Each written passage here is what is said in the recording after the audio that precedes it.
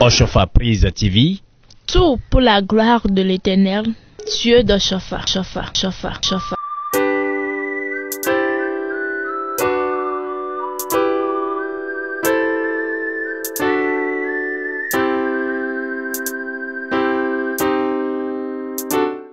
Le procès de la femme adultère que nous enseigne le silence du Christ.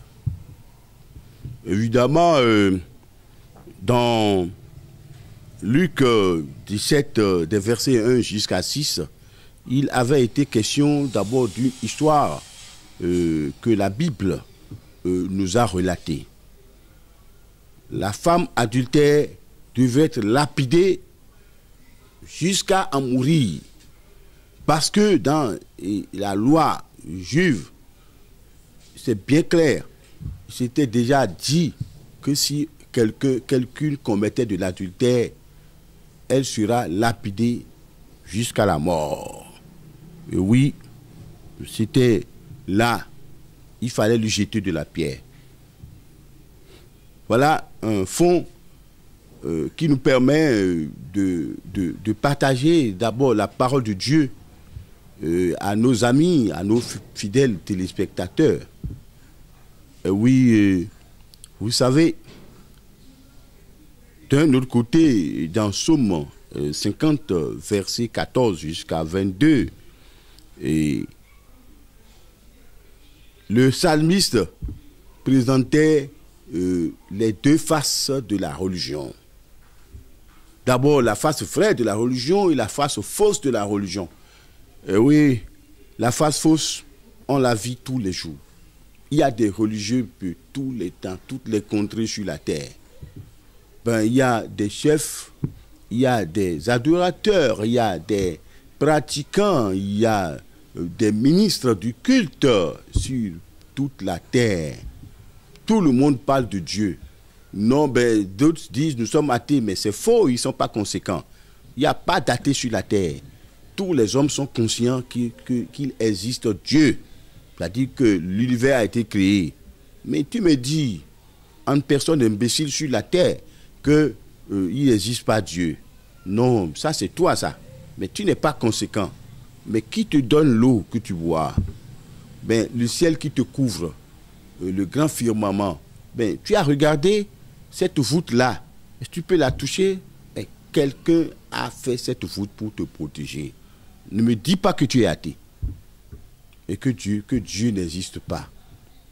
Ça dit tu n'auras pas la gratitude de comprendre quand même que quelqu'un a créé la terre sur laquelle tu marches. La terre qui te donne à manger parce que tu manges tous les jours des fruits de cette terre-là. Et tu ne sais pas que cette terre-là a eu d'abord des profondeurs mystérieuses. Oui, pour faire germer le fruit de la nourriture pour toi. Et tu dis que tu n'existes pas. Alléluia. Ne dis plus ça, mon cher ami. Il n'y a pas d'athée. Tout le monde sait que tu existes. Alléluia. Oui, le psalmiste, je le disais tantôt, en Psaume 50, du 14e au 22e verset, il parlait d'une description d'abord des hommes. Et la loi écrite sur les phylactères des Juifs, les hommes de Dieu sont partout. Ils enseignent tous les jours la parole de Dieu. Mais d'abord sur ce plateau, moi je fais quoi? J'enseigne d'abord sur Dieu, le Dieu de la création. Alléluia. Et oui, alors que beaucoup de ceux-là qui sont d'abord de la maison de Dieu, des bons dieux d'Isaac, c'est-à-dire des bons dieux d'Isaac en plus, c'est-à-dire ne savent pas d'abord l'adoration véritable de Dieu. Que Dieu vous bénisse. Les gens devraient tuer la femme adultère, non? Parce qu'elle a péché, elle a commis l'adultère. Maintenant, pour tenter le Christ, ils ont amené ils auraient pu tuer leur dame là-bas. Mais ils disent, oui, on va tenter le Christ. Lui, qui dit qu'il est fils de Dieu. On va voir la sagesse qu'il va découvrir. Et puis, la femme était amenée manu militari devant le Christ. On dit, Jésus, tu es le fils de Dieu. oui, dis-nous, qu'est-ce qu'il faut faire? La femme là a commis l'adultère. Il faut prononcer d'abord ta parole pour que nous n'allions la tuer. Jésus-Christ est resté pas pensif, hein? Il est resté d'abord recroquevillé sur sa conscience et par finir, il se mettait à dessiner sur la terre. Il dessinait, il finissait de dessiner. Tout le monde était couate et puis voulait savoir ce que le Christ allait donner comme décision. Sa décision, il dit, bon, je suis d'accord avec votre loi, on peut la tuer, mais il y a une réalité. Celui qui va lancer la première pierre, que ce soit celui qui n'a jamais péché. Que celui qui n'a jamais péché, n'a jamais enfreint à la loi de Moïse, soit le premier à jeter de la pierre à cette dame-là. Il attendait. Il dit, oui, je suis là, je ne refuse pas que vous la tuiez. Mais tout commencera de cette manière-là. Celui qui n'est pas pécheur va commencer par lui lancer la pierre. Et tout le monde se regardait. Les grands pharisiens, les sadducéens, les docteurs de la loi, les gens du peuple, les sacrificateurs qui étaient devant, qui poussaient à la tuer. Il dit, bon, voilà, on va la tuer. Mais le premier qui va lancer la pierre, Jésus-Christ attendait. Tous ont commencé par déserter des lieux. Et puis, chacun commençait par retourner tranquillement derrière. Et finalement, tout le monde était parti. Et sauf la femme a tué et le Christ. Le Christ dit, toi femme, toi tu es pécheresse, tu as péché. Mais va, ne pêche plus. Ne pêche plus, madame. Ne pêche plus. Et la femme avait eu la vie sauve. C'était un regain de leçon pour l'humanité. Le jugement des hommes n'est pas celui de Dieu. Le jugement selon les coutumes des nations n'est pas celui de Dieu. Il est bien vrai, Dieu a donné d'abord la loi à Moïse comme juste un repère. Mais la loi qui va juger l'éternité, pour l'éternité, ce n'est pas cette loi-là. Cette loi-là, ça dit, se résumera naturellement. C'est que les hommes ont le devoir d'abord d'adorer l'éternel. La première loi, c'est l'amour d'abord de Dieu. Ben, le Christ nous a enseigné que la seconde loi, c'est l'amour de l'homme, l'amour du prochain. Mais s'ils ont aimé les gens, ils ne vont pas décider de tuer quelqu'un. Si par exemple on a volé que toi on doit tuer, on dit œil pour œil, dent pour dent. Ça dit quelqu'un enlève l'œil à ton fils, on va lui crever l'œil aussi, on va lever son œil. Mais c'était la loi qu'on disait la loi de Talion. La loi de Talion n'est pas la loi du ciel. La loi qui conduit quelqu'un au ciel. Mais l'autre loi, la loi basée sur l'amour. Et c'est en cela que devrait se révéler l'hypocrisie des hommes des nations. Les hommes des nations sont hypocrites. Ils tablent sur la loi d'abord dite de Moïse, leur loi. Mais bien sûr, cette loi, ça dit cette formule de loi précède d'abord la loi d'abord de l'éternité. Alléluia. Alors là, la loi d'abord de l'éternité passe par d'abord la question du pardon continue. Et cette question du pardon s'est manifestée à partir de l'existence d'abord au niveau mondial, universel du Christ Jésus. Alors, le Christ Jésus était venu pour exprimer d'abord le pardon de Dieu à l'humanité. Ben c'est ça. Ben tout le monde est pécheur. Ben si nous prenons Romains chapitre 3 verset 10, on dit mais tout le monde pêche. Tous les hommes sont des pécheurs. Mais tous les hommes, bon, s'ils ont Jésus-Christ, seront sauvés. Mais s'ils ont Jésus-Christ, ils vont rentrer dans une nouvelle nature où on ne pêche plus. C'est ça le problème. C'est-à-dire que la femme que Jésus-Christ a prise en considération pour dire, madame, moi je te considère, tu es une pécheresse. Tu as péché, non, ne pêche plus. Hein, suis-moi désormais. Mais vous avez appris que le Christ a été une seule fois sur le terrain du péché pour aller pécher? Non. Il a accompli d'abord la victoire sur le péché à partir de sa personne et pour tous ceux qui seront d'abord ancrés en lui. Et si quelqu'un en Jésus-Christ, il devient une nouvelle nature et il ne pêche plus, ben, cette femme n'a pas été tuée. C'est-à-dire la loi de l'amour la loi de l'amour prime avant celle d'abord du jugement. Et lorsque nous sommes jugés à partir de l'amour, nous sommes déjà purifiés, nous sommes déjà sauvés. Les amis, il est vraiment difficile d'abord de conjuguer avec d'abord l'homme du monde qui a dans son cœur que de la vengeance. D'abord, tu me payes, tu me donnes, tu me prends d'abord mon franc, moi je te paye, je te prends mes 2 francs. Oui, c'est ça. C'est-à-dire que la vengeance, il y a de la vengeance sur la terre. La vengeance au niveau des peuples même, parce qu'il y a des peuples qui sont en guerre de gauche à droite. Mais qu'est-ce que ces peuples cherchent dans la guerre? Est-ce que Dieu a dit que les gens vont s'entretuer à partir de la guerre? Est-ce que dans aucun livre de Dieu, Dieu n'a jamais dit de tuer quelqu'un?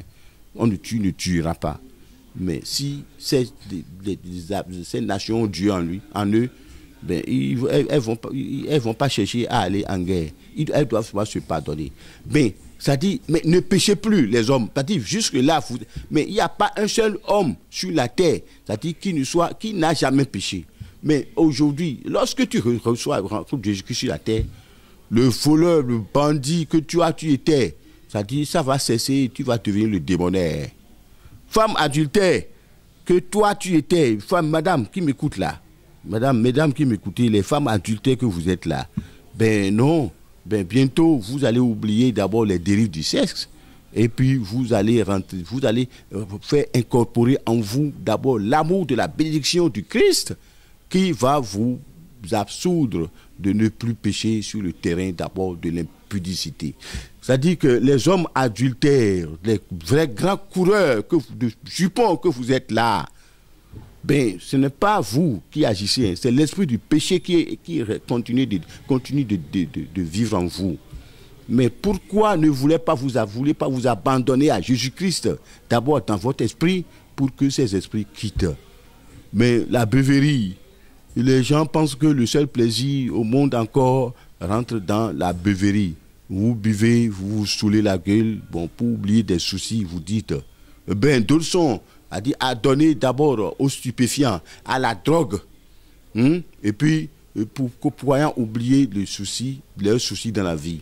Mais vous oubliez que vous ne pouvez jamais oublier des soucis tant que vous demeurez des pécheurs, tant que vous ne rentrez pas dans l'amour du Christ. Et puis, si vous êtes saint de l'amour du Christ, vous n'allez plus pécher. C'est ça la réalité. Alors, nous autres, c'est-à-dire, nous ne sommes pas là pour juger quelqu'un. Dieu n'a même pas dit de juger les gens. Mais à Dieu seul d'abord les sentences de la véritable justice. Mais sur la terre, il y a des juges, mais qui sont dans la robe de Dieu, pour montrer les choses à venir, le futur des choses à venir, parce que un grand jugement viendra. Or, le grand jugement de Dieu, je vais vous dire un secret par rapport à ça. Ce jugement de Dieu-là, ce n'est pas un jugement où on va juger vraiment les gens. On va absoudre les gens de leurs péchés.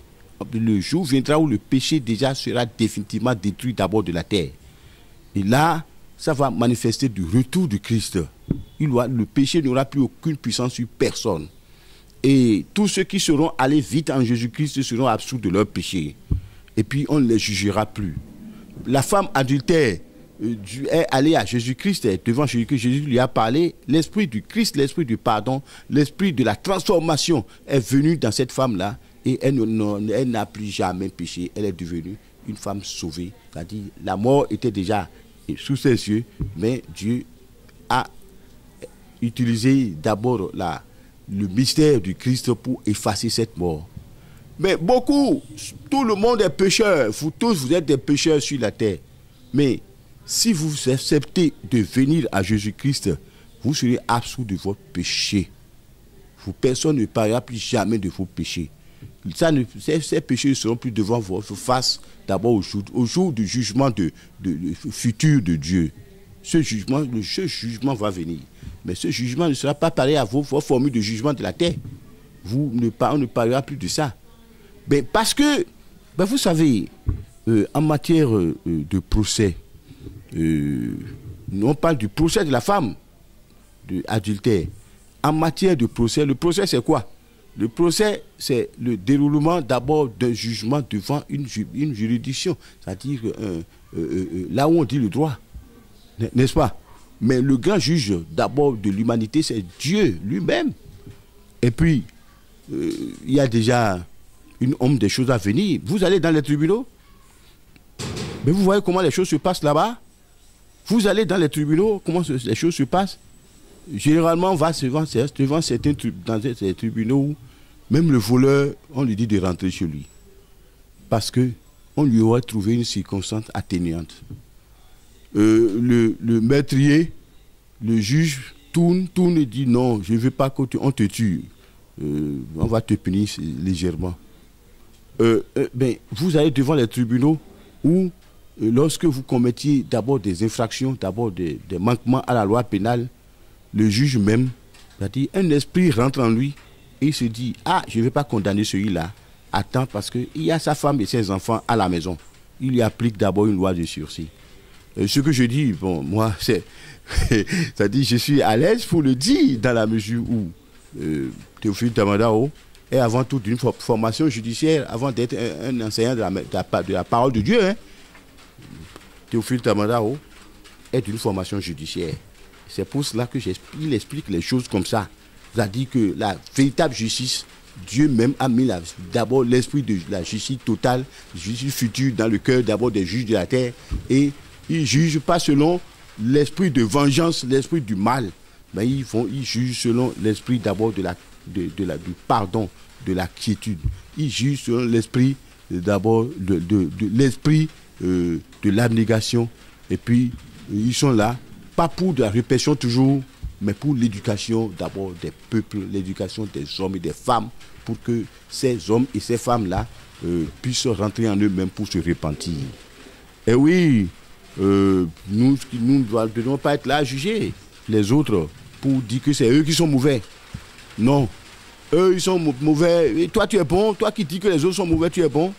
Alors que dans Romains chapitre 2, des versets 17 jusqu'à et suivant, mais on parle de toi qui es juif, tu dis que tu connais la loi. Vous qui êtes religieux, vous dites que vous connaissez la loi de Dieu. Mais comment se fait-il que vous jugez encore les autres? C'est-à-dire vous êtes là à condamner les autres. Vous êtes là à dire que vous n'avez que la vérité. Des religions, c'est-à-dire se haïssent les unes les autres. Des chefs, des dirigeants de philosophie religieuse, c'est-à-dire trouvent que les autres n'adorent pas Dieu. C'est-à-dire c'est ce qu'on vous a demandé, allez vers les brebis d'Israël.